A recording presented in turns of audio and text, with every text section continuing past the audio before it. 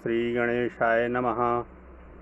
वंशी विभूषितकरानवनीरदाभात् पीताम्बरादरुणबिम्बफलाधरोष्ठात् पूर्णेन्दुसुन्दरमुखादरविन्दुनेत्रात् कृष्णात् परं किमपि तत्त्वमहं न जाने।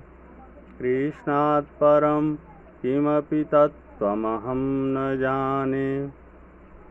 मैं वेंकटेश शर्मा, सहायक प्राध्यापक, गुरुकुल संस्कृत महाविद्यालय बैरगनिया सीतामढ़ी, आज की ऑनलाइन कक्षा में उपशास्त्री प्रथम खंड के विद्यार्थियों का हार्दिक स्वागत करता हूं, अभिनंदन करता हूं।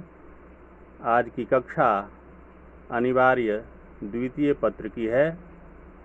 इसमें हम लोग अपने पाठ्य पुस्तक दिगंत भाग 2 के संपूर्ण क्रांति पाठ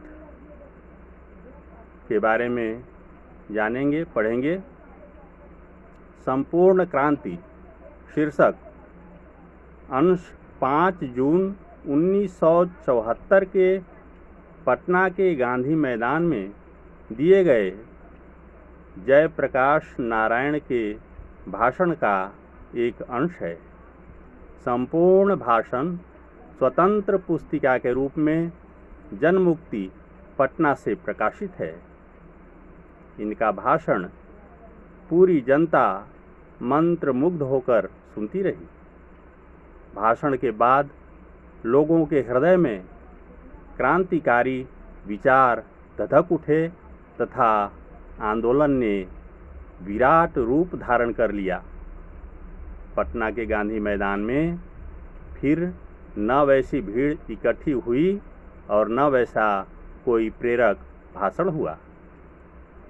अपने भाषण के आरंभ में जयप्रकाश नारायण ने युवाओं को संकेत करते हुए कहा कि हमें स्वराज तो मिल गया है, किंतु सुशासन के लिए अभी भी काफ़ी संघर्ष करने होंगे।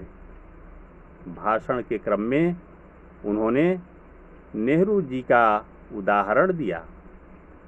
नेहरू जी कहते थे कि सुशासन के लिए देश की जनता को अभी मीलों जाना है, कठिन परिश्रम करने हैं, त्याग करने हैं। जेपी ने कहा कि अभी समाज में भूख, महंगाई, भ्रष्टाचार जैसे दानव वर्तमान हैं। उनसे हमें लड़ना होगा, आंदोलन करना होगा। इसके लिए जनता को हमेशा तैयार रहना होगा।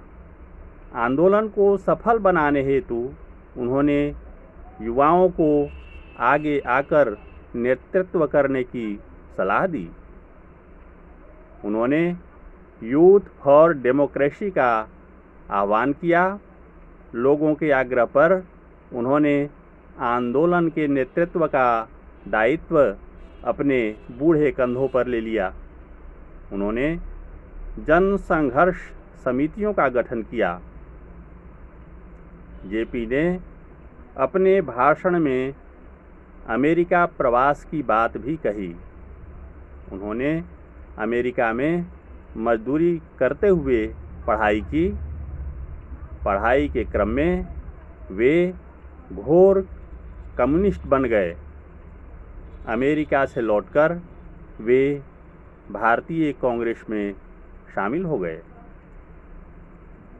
वे कम्युनिस्ट पार्टी में क्यों नहीं गए, इसका कारण उन्होंने देश की गुलामी को माना। भाषण के क्रम में वे बापू और जवाहरलाल नेहरू की प्रशंसा करते हैं। वे गांधी जी का विरोध भी करते हैं, क्योंकि वे घोर कम्युनिस्ट जो ठहरे। नेहरू जी को वे भाई कहा करते थे। राष्ट्रीय नीति पर नेहरू से उनका कोई मतभेद नहीं था। भाषण के क्रम में उन्होंने दल विहीन लोकतंत्र की चर्चा की है, लेकिन जेपी आंदोलन में वे दल विहीन लोकतंत्र की घोषणा नहीं करना चाहते थे। वे जनता की भावनाओं के विरुद्ध नहीं जाना चाहते थे। भाषण के क्रम में उन्होंने केवल मार्क्सवाद की ही चर्चा की।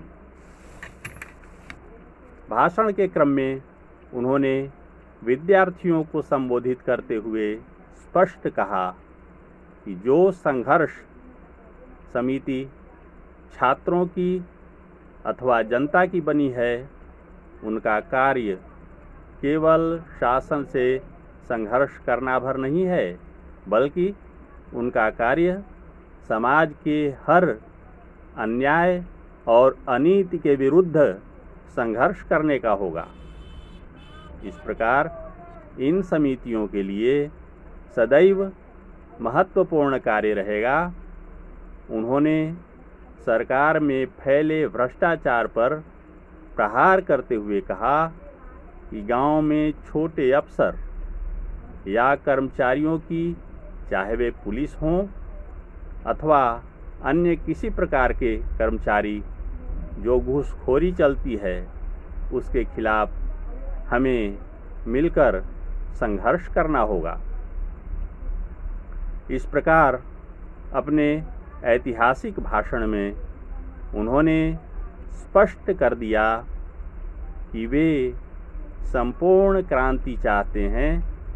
इस संपूर्ण क्रांति को लाने में जन संघर्ष समितियों की भूमिका की चर्चा उन्होंने अपने भाषण में की है। ये संघर्ष समितियां स्थायी रूप से कार्य करेंगी। साथ ही ये समितियां केवल लोकतंत्र के लिए ही नहीं, बल्कि सामाजिक, आर्थिक एवं नैतिक क्रांति के लिए भी कार्य करेंगी। इस प्रकार आज हम लोगों ने लोकनायक जयप्रकाश द्वारा गांधी मैदान में दिए गए भाषण 5 जून 1974 को दिए गए भाषण के अंश का सारांश के बारे में हम लोगों ने अध्ययन किया। आगे की कक्षा में हम लोग शेष बातें जानेंगे। धन्यवाद।